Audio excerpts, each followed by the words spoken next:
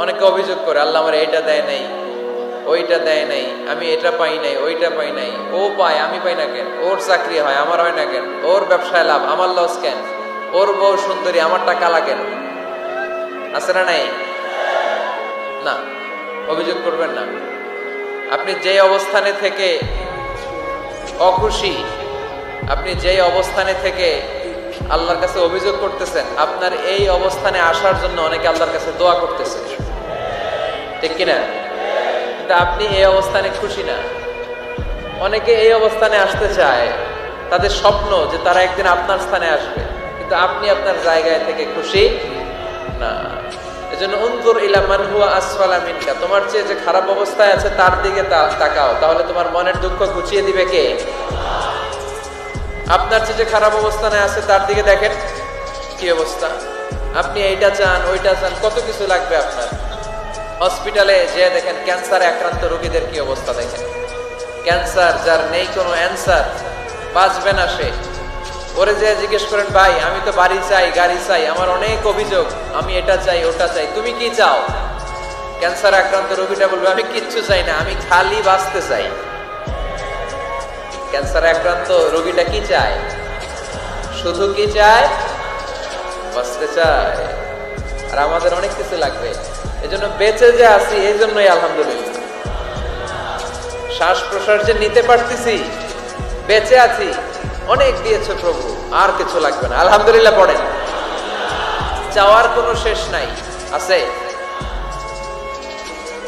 লাউ আন্না লিকুল্লি ইবনি আদম ওয়াদিয়ান মিন যাহাব আহাব্বা আন ইয়াকুনা লাহু ওয়াদিয়ান ওয়া লা ইয়ামলা ফাহু ইল্লা তুরাব। প্রত্যেক বনি আদমকে আল্লাহ তাআলা একটা করে স্বর্ণের পাহাড়ের মালিকও যদি বানিয়ে দেয়। কিসের পাহাড়? সবাই বলেন। দেখছেন শরীয়তপুরে? শরীয়তপুরে নাই স্বর্ণের পাহাড়? কোন দেশে আছে? সৌদি আরব।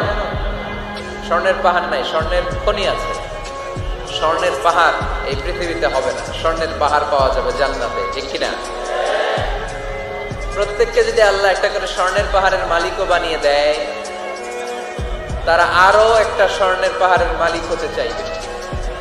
আচ্ছা বুঝে শুনে উত্তর দেন তো, আল্লাহ যদি আমাকে একটা স্বর্ণের পাহাড়ের মালিক বানিয়ে দেয়, আমার 14 পুরুষ এই পাহাড়, স্বর্ণের পাহাড় কেটে কেটে ভেঙে ভেঙে বিক্রি করে খেয়েও এই পাহাড়ের অর্ধেকও কি শেষ করতে পারবো? তাহলে আরেকটা লাগবে কেন? স্বভাব, ঠিক কিনা? স্বভাব কি? তো একটা স্বর্ণের পাহাড়ের মালিক যদি আমি হই, আমার 14 পুরুষ খেয়েও শেষ করতে পারবে, তারপরেও আমি আরেকটা কেন চাই? স্বভাব। আল্লাহর হাবিব বললেন এটা স্বভাব। ওয়ালা ইয়ামলা আফাহু ইল্লা তুরাব। কবরের মাটি ছাড়া কোনো কিছুই তার এই জিহ্বাটারে থামাতে পারবে। যার আছে যত বেশি, তার আরো চাই তত বেশি। মানুষের আছে যত বেশি, তার চাই তত বেশি। শেখ সাদি রাহিমাহুল্লাহ, ইরানের বিখ্যাত কবি, বালাগাল উলা বিকামালিহি কাশাফাত দুজা বিজামালিহি, এই কবিতা লিখে বিখ্যাত হয়েছিলেন। তো ওনার একটা সময় আর্থিক দৈন্যতা যাচ্ছিল, টাকা পয়সা ছিল না, ফলে পায়ে দেওয়ার মতো জুতা ছিল না। কি ছিল না? জুতা ছিল না। তো খুব আফসোস করে একদিন মনে মনে আল্লাহরে বলে, আল্লাহ আমি এত বড় কবি, আমার পায়ে দেওয়ার মতো জুতা নাই। আহা, আফসোস করে ঘর থেকে বের হয়েছে। বের হয়ে দেখে এক ভিক্ষুক ভিক্ষা করে, ওই ভিক্ষুকের 2টা পাই নাই। ভিক্ষুকের 2টা, আর কবি সাহেবের কি নাই? জুতা নাই। কবি সাহেব যখন এই দৃশ্য দেখছে, হায় রে, আমার তো পা আছে, এর তো পাই নাই, সেজদায় পড়ে গেল। আর আল্লাহরে বলে, আল্লাহ শুকর, আলহামদুলিল্লাহ, বেশ ভালো আছি, আর কিছু লাগবে না। এজন্য শান্তি হচ্ছে শুকর আলহামদুলিল্লাহর ভিতরে। শান্তি কিসের ভিতরে? শুকর আলহামদুলিল্লাহর ভিতরে। এজন্য আওয়াজ করে পড়েন আলহামদুলিল্লাহ। আপনার চাহিদার কোনোদিন শেষ হবে না। দেখবেন যার পা নাই, সে পা দেখে আফসোস করে, ইস লোকটা হেঁটে যায়, কি সুন্দর যায়, আমি তো হাঁটতে পারি না, যদি হাঁটতে পারতাম, যদি 2টা পা থাকতো। যার পা আছে, সে সাইকেলওয়ালাদেরকে দেখে আফসোস করে, ইস আমার যদি একটা সাইকেল থাকতো তাহলে তার হাঁটা লাগতো না, সাইকেল দিয়ে বাজারে যেতাম। যার সাইকেল আছে সে আবার হুন্ডাওয়ালাদেরকে দেখে আফসোস করে, ইস একটা হুন্ডা যদি থাকতো তাহলে তো ভো ভো করা যাইতো না। হুন্ডাওয়ালার আফসোস আছে প্রাইভেট কারওয়ালাদের দেখে, তারা আফসোস করে ইস আমার যদি একটা কার থাকতো তাহলে তো কার চালাইতে পারতাম। যাদের প্রাইভেট কার এদেরও আফসোস আছে, ইস আমার যদি একটা হেলিকপ্টার যদি থাকতো তাহলে তো উড়াল মারতে পারতাম, ঠিক না? হেলিকপ্টার ওয়ালাদেরও আফসোস আছে, আমার যদি একটা জেট প্লেন থাকতো, jet plane, private jet plane, ও প্রিন্স ওয়ালিদ বিন তালালের মতো 70% মেড অফ গোল্ড, তার একটা জেট প্লেন আছে, এটার 70% স্বর্ণ দিয়ে বানানো। তার মানে চাওয়ার কোনো শেষ আছে নাই। সুখ শান্তি যদি চান অলওয়েজ পড়বেন আলহামদুলিল্লাহ। কে পড়বেন? টাকা যার বেশি টেনশন তার বেশি। সাধারণত টাকা যার বেশি রোগ তার বেশি, টাকা যার বেশি শান্তি তার কম। আপনি খোঁজ নিয়ে দেখেন, 1000 কোটি টাকার মালিক, ঘরে শান্তি নাই, স্ত্রীর সাথে মনোমালিন্য, স্ত্রী যায় একদিকে উনি যায় আরেকদিকে, পোলায় কই যায় পোলায় নিজেও জানে না, মেয়ের অবস্থা খারাপ, আরেক ছেলের সাথে হাঁটে। তো এই হচ্ছে এদের লাইফস্টাইল। সবাই না, আল্লাহওয়ালা যারা তারা ভিন্ন। রাতে এদের ঘুম হয় না, অনেকগুলো ঘুমের ট্যাবলেট খেয়ে ঘুমাতে হয়, ঘুম আসে না, ঘুম আসে না। কিন্তু রিক্সাওয়ালা, কুলিওয়ালা, দিনমজুর, এদের রোগ বালাই আছে? কথা বলেন। খাওয়ার সমস্যা আছে, ঘুমের সমস্যা আছে, শুইলেই ঘুম আসে, যেখানে রাইত ওইখানেই গাই। ঘুমাইতে দেরি, নাক ডাকতে দেরি হয় না, ওর নাকের ডাকের আওয়াজে ট্রাকের ইঞ্জিনও ফেল। শান্তির ঘুম। এই জন্য সবসময় শান্তি খুঁজতে হবে। কি খুঁজবো? শান্তি দেওয়ার মালিক কে? আল্লাহ তুমি এই দেশটাকে শান্তিময় করো, শরীয়তপুরটাকে তুমি শান্তিময় করো, আজকের মাহফিলটারে কবুল করো। শামসুল হক শিকদার জামি মসজিদ কমিটির উদ্যোগে 10ম বার্ষিক তাফসীরুল কোরআনের মাহফিল, স্থান জাজিরা, কেন্দ্রীয় ঈদগাহ ময়দান। এটা জাজিরার নাম অনেক শুনেছি আমি, আসা হয় নাই, এই প্রথম আসলাম আলহামদুলিল্লাহ। 3 দিন ব্যাপী তাফসীরুল কোরআনের প্রোগ্রামের আজ 3য় রজনী। আমার আগে কথা বলেছে মুফতি কাজী মোহাম্মদ ইব্রাহিম, গতকাল কথা বলেছে মাওলানা এম হাসিবুর রহমান, কথা বলেছে মাওলানা আব্দুল খালেক শরীয়তপুরী। যারাই কথা বলেছে কোরআন হাদিসের আলোকে যা বলেছে আমরা যেন আমল করতে পারি, আল্লাহ তৌফিক দান করো। সঙ্গীত পরিবেশনায় ছিল মশিউর রহমান, সুর সম্রাট, অ্যাডভোকেট রোকনুজ্জামান, ইসলামী সঙ্গীত শিল্পী, star voice champion Imtiaz Ahmed. আজকের প্রোগ্রামের প্রধান অতিথি জননেতা জনাব ইকবাল হোসেন অপু সাহেব, মাননীয় সংসদ সদস্য শরীয়তপুর 1 আসন, আসছেন উনি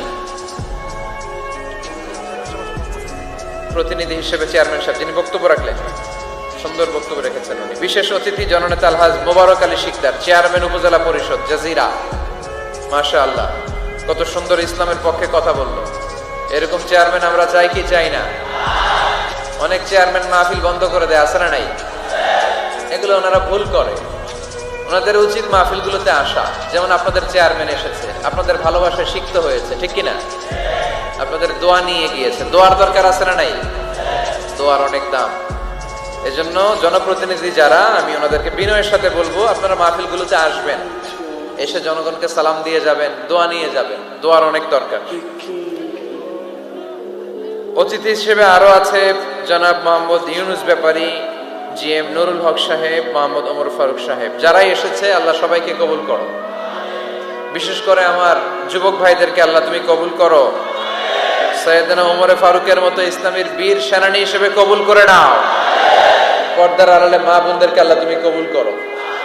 আম্মা জান আয়েশা রাদিয়াল্লাহু তাআলা আনহা, খাদিজাতুল কুবরা রাদিয়াল্লাহু তাআলা আনহার মতো মহিয়সী, গরিয়সী, নেককার নারী হিসেবে কবুল করো। আসুন আমরা সরাসরি কোরআন থেকে শুনি, কারণ কোরআন থেকে শুনলে বরকত বেশি না কম? আরো জোরে বলেন, বেশি না কম? এটা এমন একটা কিতাব যে কিতাবে কোনো ভুল নাই। আছে? সন্দেহ আছে? সংশয় আছে? মুত্তাকিনদের জন্য এই বইটারে হেদায়েতের কিতাব করে নাজিল করলো কে? যালিকাল কিতাবু লা রাইবা ফি হুদাল লিল মুত্তাকিন। This is the book, the most authentic and original book in the world. whereof there is no doubt in it and a guidance to those who are muttaqin. এটা এমন বই যে বইয়ে কোনো ভুল নাই, কোনো সন্দেহ নাই, কোনো সংশয় নাই। মুত্তাকিনদের জন্য এই বইটারে হেদায়েতের কিতাব করে পাঠালো কে? আবার আল্লাহ বলেন কিতাবুন আনজালনাহু ইলাইকা লিতুখরিজান নাসা মিনাজ যুলুমাতি ইলান নূর। নবী হে, এই কিতাবকে আমি নাজিল করেছি অন্ধকারাচ্ছন্ন মানুষগুলোকে আলোর পথ দেখাতে, বামপন্থী গুলারে ডানপন্থী বানাতে, জাহান্নামী গুলারে জান্নাতি বানাতে। এই কিতাব যদি কেউ পড়ে সে মানুষের মতো মানুষ হয়। ওই মানুষ কখনো অন্যায় করে না। এই কিতাব যে পড়ে এবং মানে, এই কিতাবের শিক্ষাকে যে নিজের মধ্যে ধারণ করে সে কখনো মিথ্যা বলে না, মা বাবার সাথে বেয়াদবি করে না।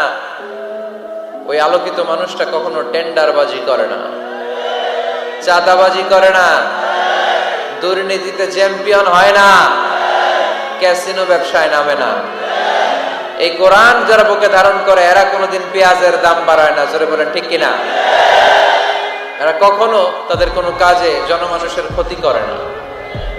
এরা সব সময় কল্যাণের পক্ষে, এরা মানবতার পক্ষে। এরাই হচ্ছে আলোকিত মানুষ, ঠিক কিনা? মানুষ হওয়া পৃথিবীতে বড় কঠিন। খালি চোখে যা দেখেন এগুলো মানুষ না, এগুলো জনসংখ্যা। এগুলো কি? এজন্য বলা হয় বাড়ছে জনসংখ্যা, কমছে মানুষ। বাড়তেছে কি, কমতেছে কি? মানুষ। গরুর পেট থেকে বেরোলেই ওটা গরু হয়ে যায়, ছাগলের পেট থেকে বেরোলেই ওইটা ছাগল হয়ে যায়, মুরগির পেট থেকে বেরোলেই ওইটা মুরগি। কিন্তু মানুষের পেট থেকে বেরোলেই ওটা মানুষ হয় না, ওটার মানুষ বানাইতে হয়, তাই না? আবার গরুকে কেউ কোনোদিন বলে না এই তুই গরুর মতো গরু হ, বলে? শরীয়তপুরে আপনারাও বলেন না? ছাগলকে কেউ কোনোদিন বলছে এই তুই ছাগলের মতো ছাগল হও। কিন্তু মানুষকে বলা হয় তুমি মানুষের মতো মানুষ হও। কোরআন পড়লে মানুষের মতো মানুষ হওয়া যায়, ঠিক কিনা? এই দুনিয়া এখন তো আর সেই দুনিয়া নাই, মানুষ নামের মানুষ আছে দুনিয়া বোঝাই,